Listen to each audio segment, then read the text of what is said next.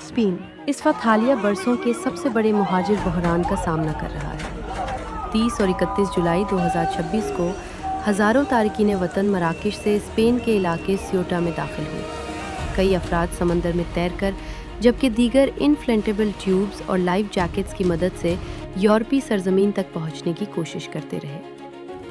आखिर इतने ज़्यादा लोग स्पेन क्यों जा रहे हैं? रिपोर्ट्स के मुताबिक ज़्यादातर अफराद गुर्बत, बेरोज़गारी, तनाज़ात और सियासी अदम इस्तेहकाम से बचने के लिए यूरोप में बेहतर ज़िंदगी और रोज़गार की उम्मीद लेकर ये ख़तरनाक सफ़र कर रहे हैं। इंसानी स्मगलिंग के नेटवर्क्स और स्पेन में दाखिले से मुताल्लिक़ फैलने वाली अफवाहों ने भी इस बड़ी नकल मकानी में किरदार अदा किया। इतनी बड़ी तादाद में लोगों की आमद से सियोटा के इमदादी मराकज़ और सिक्योरिटी निज़ाम पर शदीद दबाव पड़ गया।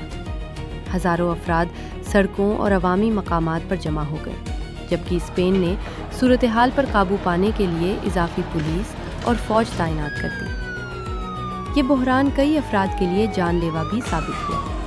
ताज़ा इत्तलात के मुताबिक कम अज़ कम 19 अफराद हलाक हुए, जबकि मुतअद्दिद ज़ख्मी हुए या समंदर से रेस्क्यू किए गए। दूसरी जानिब अमरीकी सदर डोनाल्ड ट्रंप ने इस वाक़े को अमरीका के लिए एक वार्निंग करार देते हुए कहा कि मजबूत सरहदी सिक्योरिटी इंतहाई ज़रूरी है और अमरीका को ऐसी सूरत हाल से हर कीमत पर बचना चाहिए। It looks like an invasion of a country by hundreds of thousands of people. इस वक्त स्पेन और मराकश दोनों इस बहरान पर काबू पाने और सरहदी सूरत हाल को मामूल पर लाने की कोशिशें जारी रखे हुए हैं।